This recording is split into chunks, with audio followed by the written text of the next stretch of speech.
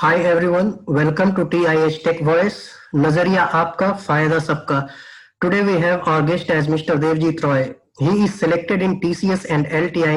Today he is going to share his valuable experience and preparation methods which will help the aspirants who are trying to achieve the same target. I am your host Sonu Pandit and let's begin our interview with Devjit Roy.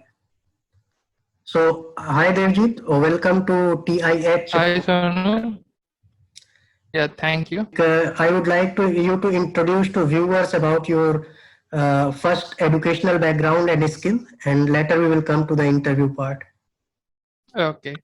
So, hello, my viewers. I am Devjit Roy. I am a computer science and engineering undergraduate from Netaji Subhash Engineering College. And currently, I'm working as a project intern in TCS. So, yeah, as per Sonu said, we have a lot of interviews in our college, and I took part in a lot of campusing interviews as well. So if I talk about my interview experience, so mostly I applied for the companies as you all saw, and the fact is that I got selected in TCS and LTI. So in most of the part, the interviews generally consist of your fundamentals which you have studied in the 4 years of your BTech life. If I talk about computer science and engineering, your fundamentals will include C programming, data structure algorithms, design analysis of algorithm. You will have your DBMS, you will have OS, you will have computer architecture. And after that, whatever you write in your CV, like the additional things which you have learned, might be a mean stack development, might be Android development, might be machine learning or deep learning or whatever else or cloud computing you have learned. So questions are generally asked from there. Okay. In almost all the interviews, the first exam is basically your aptitude and English.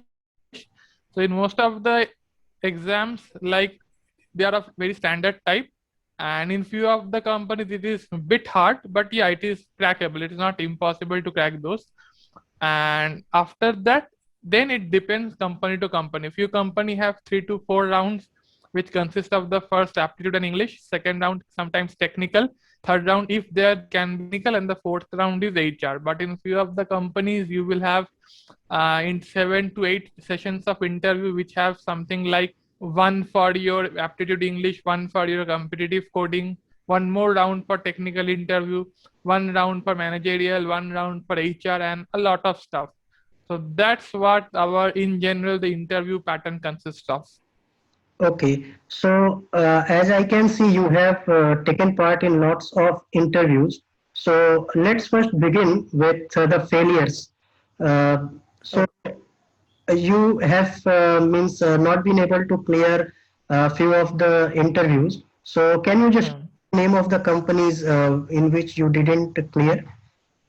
The voice is choking a lot. I am not being able to hear anything. Okay, so I was saying that let's talk about the interviews which you didn't clear, and means first Okay. about the name of the companies. Okay. So among the companies I appeared, I did not cleared JustPay, Microsoft, Goldman Sachs, and Nomura FinTech. And there are a few specific reasons why I couldn't clear, because as I told that I might not have told also that I am a web developer sort of stuff, and I like a bit of data science and cloud computing too.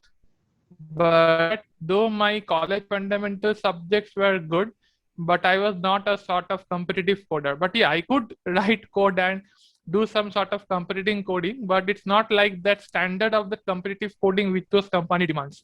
So the problem was that in JustPay, I couldn't crack the coding interview. Like there were sort of 1 or 2 competitive codings, and we need to do that in some given time. I was a failure in that case. Okay, In so, Microsoft, I could almost proceed with almost all the rounds, but in the last HR round, I was rejected. And most probably, I feel the reason is in our college, Microsoft don't come up with software development engineering positions. They come up with customer support service positions. And I was more interested in software development and all those sort of stuff. And my CV was also a bit alienated to that. So I guess that it might not have worked out. Like my experience, my expertise, and their requirements haven't matched well. okay, And in case of the third one, Goldman Sachs, the same thing happened. I couldn't clear the aptitude round as the cutoff was too high. And Nomura FinTech, I'm not pretty sure. The exam went well, but somehow I think that I couldn't clear the cutoff. Okay, so you said about competitive programming. So can you just know means what kind of program they are asking? Suppose the people or the candidate who are targeting to means clear those interviews, what kind of programs they should practice in terms of competitive programming? Means it is a very huge area. What kind of program people should practice? Means Yeah, so I got you. As you told that competitive coding is a huge area, and it's absolutely a fact that no one can master it in just few days or few weeks or not even in few months.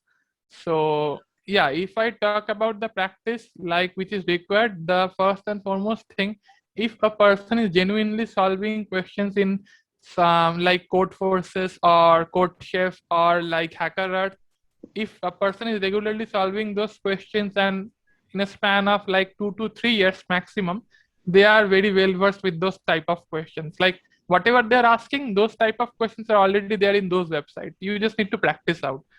And the second thing is basically the time and the programming language which we are using. Like I can solve a question in 1 hour, but during that competitive coding interview or competitive coding exam, I am asked to solve that question, the same question in 30 minutes. So it might not have worked well. And the third parameter is the programming language which we use. Generally, in case of competitive coding, C++ is one of the best choice, and Java is also a very good choice for the fact. So many people, and including me, also code in Python for competitive coding, but Python is not that beneficial for competitive coding interviews because you get habituated with lot of libraries which Python provides, and in those competitive coding rounds, those libraries cannot be used. So that is a demerit of using Python. But yeah, if a person is practicing in CodeChef, Codeforces, LeetCode, and there are a lot more websites like that. So if a person is practicing on those websites regularly for a year or more minimum, it will work for them. okay, so that means regular practice is a must. Means Yeah, always. people In are competitive coding, regular practice is a must. okay. So that will help them to ace those interviews, right? So, Yeah. so I see that you have cleared TCS and Tech Mahindra. So can you just Not Tech Mahindra, it was LTI, okay, Larsen okay, and sorry. Toubro Infotech. Okay, Yeah. sorry, it's LTI. So can you just throw some light on those interview process and means how the process is and other stuffs? Okay. So first of all, let me talk about LTI. That was the first offer I got from my college. So Okay, LTI came to our college with two different packages. One was 3.5, the other was being 5 LPA per annum. And they had a question. The first round was of aptitude and English. In that aptitude and English, there was an additional coding question also, which had separate time. So their criteria was that if a person can cross the cutoff of the aptitude and English combined, they are eligible for the 3.5 package and they will sit for the next round of interviews. But if a person with those cutoffs can as well as clear the coding question, those people or those candidates will be eligible for the 5 LPA package. They will be proceeding with the 5 LPA package interviews. That was their fact. And as I told, being not a competitive coder, I was not being able to solve the last question. And so I was chosen for the 3.5 LPA. Then it was a technical interview. In the technical interview, it was not a very long interview. It was very not even too short, but it was just okay sort of interview where I was asked from whatever I wrote in my CV, like basics of some programming, some data structure, some cloud computing concept, very basics, and then some projects which I have built, and that's kind of stuff. And the last round was a HR round, where people generally where I are asked like about yourself or what you do, and it was more sort of a personal interview, okay. non-technical one. And what about TCS? Was it Yeah. similar or a bit No, different? TCS was a bit different. In TCS, we were given some aptitude questions, a bit of English as far as I can remember. There were 2 competitive coding questions, and luckily I could clear all those competitive coding questions and as well as the aptitude and the English part. So I was given an opportunity for the next round of interview. I actually can't remember how many rounds of interview, technical interview we have. But if I be specific, I guess there was only one round or two round of technical interviews. So in that interview, it was long. Like for me, the interview went for 1 hour, and I was asked from all sorts of stuff what I wrote in my CV, like from C, from Python, from Java, from C++, from data structure algorithm, from SQL, from DBMS. A lot of questions from the projects which I did, a lot of questions about open sourcing, a lot of questions about basics of cloud computing. And that was all for the technical round. And in the HR round, I was mostly asked some tricky questions like my strengths, my weaknesses, how can I overcome my weaknesses, how I think my strength will benefit the company, and all those kind of general HR questions. And that was it. Okay, so I would like you to elaborate on the questions, kind of questions, like technical questions that interviewer has asked you. I know it is a long time, means it has been long time ago since you gave interview, like 2 to 3, but still, if you could remember few questions. Yeah. Okay, so as far as I can remember, I can very well share with the TCS experience with everyone because I can almost remember the questions which I was asked. So Okay. as I talk about C, I was asked questions from basic of dynamic memory allocation, those calloc-malloc concepts, and then questions from the file structure and the functions associated with file handling in C programming. From DBMS, I was asked questions from trees like binary search tree, binary tree, what is a skewed tree, and a lot of questions, trees and graphs, like uh, algorithm of BFS, algorithm of DFS, how we can remove a node from a binary search tree, how we can insert one, and some other questions like how to find the common root for two given nodes in a binary search tree, this kind of questions.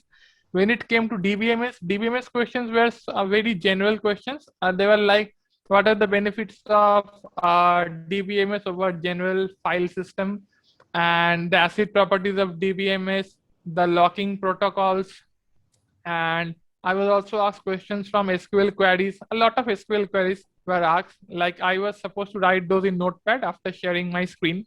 Like how can you select a name which has some sort of pattern using the like query, inserting data into database and taking out data, or creating table, updating the table, altering the table, all those kind of stuff. Then as I was a mean stack developer, so I was asked question from Node.js as well and from MongoDB as well. Like from Node.js, I was asked about the Node.js architecture, how it works, what is a thread pool, what is a execution stack, and what is a JavaScript parser, how Node.js can parse JavaScript codes outside the browser. From MongoDB, I was asked about what is MongoDB, how is the NoSQL database beneficial in places like apart from the SQL databases, or how I have used MongoDB in my project. A very basic questions about like cluster administration in MongoDB. They were very pretty basic questions.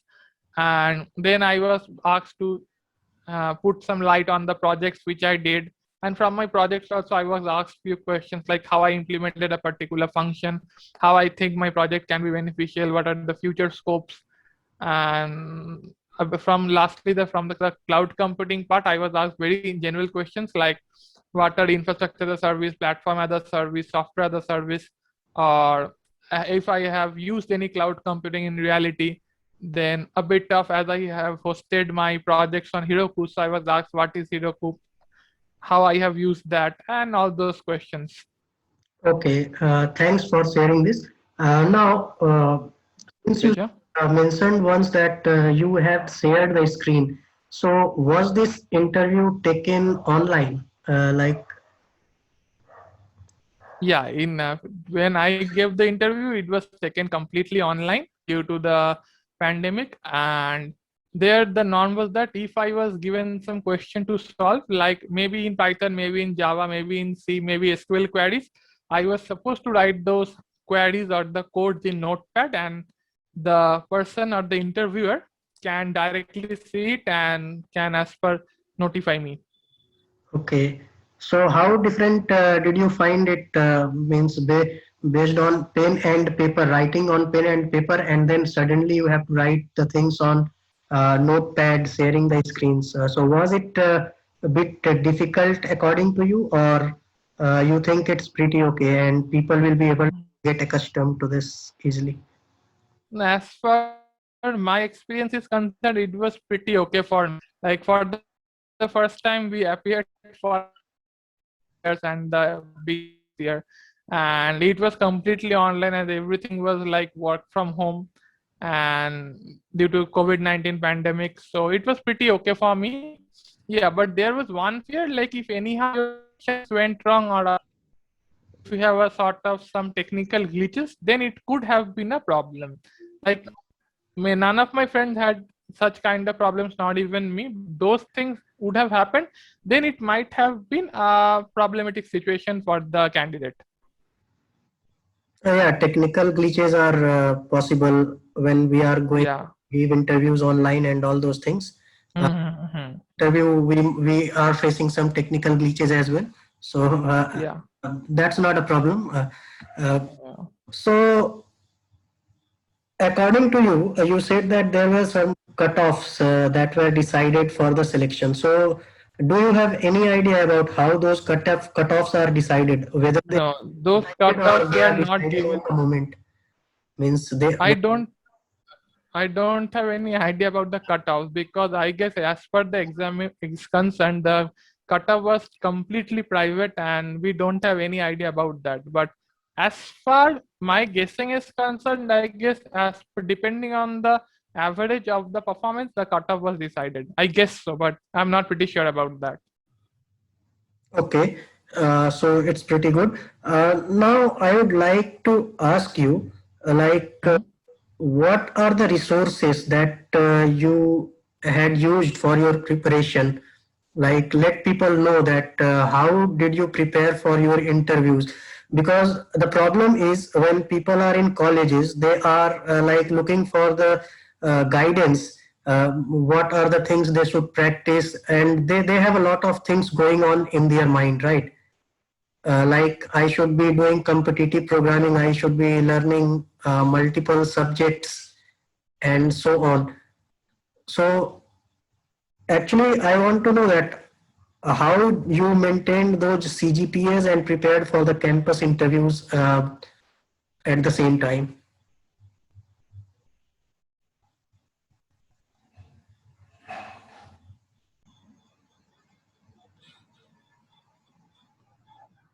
I think it was disconnected due to some technical problem. Yeah, I also guess so. So are you able to hear now? Yeah, I can hear you now. Okay, so my question was like let the other candidates know about the resources that you used for the preparation of your interviews or aptitude tests and other things. Okay, so if I talk about the resources which I utilize to prepare for my interview, so I mostly stick to the books which I had, especially if I highlight few of the books. So it will be like Yashwant Kanetkar C Programming, Herbert Shield Java. For C++, I can't exactly remember the name, but it was a good book. Uh, I can't actually recall the name now. And for Python, it was Rima Theraja. And with this, a lot of YouTube channels as well. And for the general topics like DBMS or the SQL queries or operating system, computer architecture, data structure algorithm, I mostly stick to some YouTube videos, a lot of courses which were available offline. And a lot of stuff was done after a bit of research and implementation as well. And for data structure algorithm, if people have time and the patience, then I can suggest a very good book that is CLRS. I can't exactly recall the full name, but it is written by Corman. And that is exactly a very good book for interview preparation. And if my project is concerned, so for my project, I completely dependent on YouTube videos from where I learned the technological stuff and I implemented that. And if people are facing any sort of problem, so Stack Overflow is an excellent community where you get helps in almost all the problems you face in general. Okay, so it would be better if you could just uh, give us the links to all those videos, not all those videos, some of the videos that you still have the link, so that we can share that in our description section as well, which Surely, I will do that. access, and it would be helpful for them as well, right? Surely, obviously. My next question is like how difficult it is to maintain good CGPA and also prepare for campus interviews. As for my preparation and my experience is concerned, I am from Macau University. So as for our examination is concerned, maintaining a good CGPA and preparing for a campus interview is not too difficult, but again, not too easy as well, because you need to study the stuff which are taught in college and as well as gain some technical expertise in some technologies such that you can showcase them during your campus interview. So mostly I believe that if we prepare for the college exams in general, considering the concepts and the implementations, a part of our campus interview is already done. If we talk about that, because in campus interview, the questions are not 5 marks question, right? They are almost a MCQ sort of question or conceptual tricks. So I believe that if we prepare for the semesters well, a part of our preparation for the placement is already done. And thereafter, the toppings are basically the technical stuff which we learn outside our course curriculum. And for that, we require, especially I required an ample amount of time to learn and implement those projects. Especially if you work in a group project, so you have a faster development speed. But as I worked on the projects single-handed, so it took me a lot of time, but that was worth it. Okay, so based on your experience so far with the interviews, what are the key qualities that interviewers looks for in ideal candidate? Okay, that's a very nice question actually. If I talk about the key qualities, the first and foremost will be confidence, because whatever you speak, you must be confident enough. Like if you don't know something, just tell you don't know, or you might have forgotten, but don't try to fake yourself. Even I also didn't do that. If you have forgotten a concept, just accept you have forgotten, or if you can remember slightly, just tell whatever you have remembered or whatever you can recall from your memory. That is the one. And if you are telling the answer, be confident in whatever you are saying.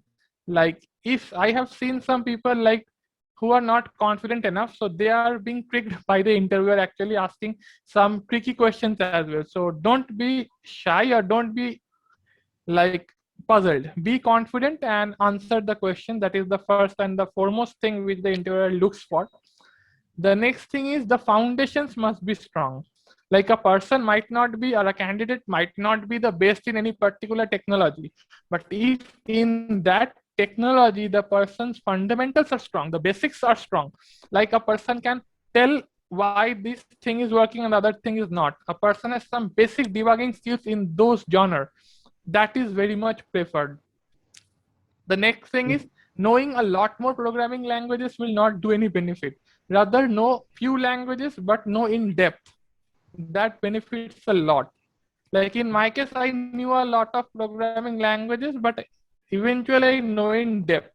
So it was not a big problem for me. But in case a person knows a lot more programming languages but not in depth, it becomes a very tedious task to have control on the whatever you are saying, because the interviewer will slowly or gradually catch the lies. And that will be a big massacre. Okay, so that And makes lastly, the thing which I believe, the thing which I believe is you must have some good projects in your resume. Once you have few good projects with the skills you have learned in the 4 years of your BTech, that will be an absolute cakewalk to clear the interview. okay. Yeah, that's really helpful for the people who are means running after multiple programming languages, like they want Java, Python, R, and each and everything. So the basic thing is you should pick one or two programming languages. Yeah. Just go in depth on those things. Yeah, exactly. First, go in depth. After you have gain the confidence in that language, you know few of the implementations, then only proceed with the other. Like if you have learned Python, And if you haven't done anything, like you haven't done any competitive coding with Python, you haven't done any implementation in Python, you haven't made any project in Python, and all of a sudden a person makes his mind that I am going to learn Java from tomorrow, so that will not work. If you have learned a particular language, know the benefits, know the disadvantages, learn some frameworks, learn some implementations as well, thereafter proceed with the another one. Okay, so it's not about being jack of all trade, but just be best. Yeah, exactly. You know. Be the best. Yeah. So it was means a really informative session so far. So we have a last question for you. Like, if you don't mind telling us your future plans, so that our viewer who are in sync with you or your plan can contact you for reference or guidance. We will share your details in the description so that they can contact you. So what are your future plans like? Yeah, if anyone is interested to contact me regarding some sort of guidance, I'm always available.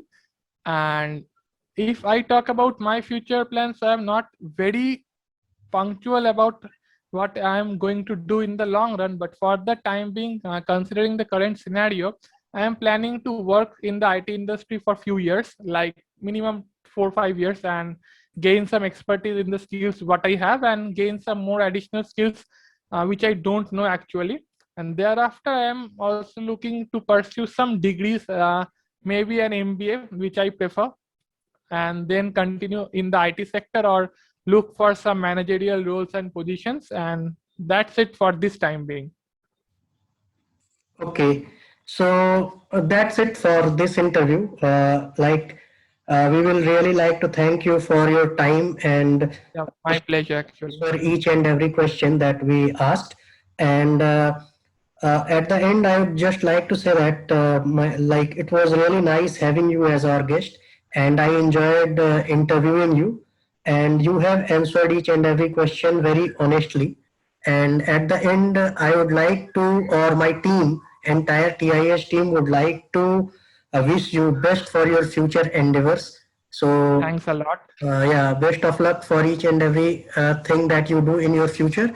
And please share the details like YouTube links or any resources link and your details, which will be available in Surely. the section, so that people would connect you or seek help from you. So with this, I will do that. Yeah. So with this, I would like to end this interview saying thanks again. My pleasure to help the juniors and the newbies to get their dreams. And I also wish the TIH team a lot more success in the days to come. Yeah, sure. Thanks for your wishes as well. So we are disconnecting the call, right? Okay, sure. Yeah. Okay.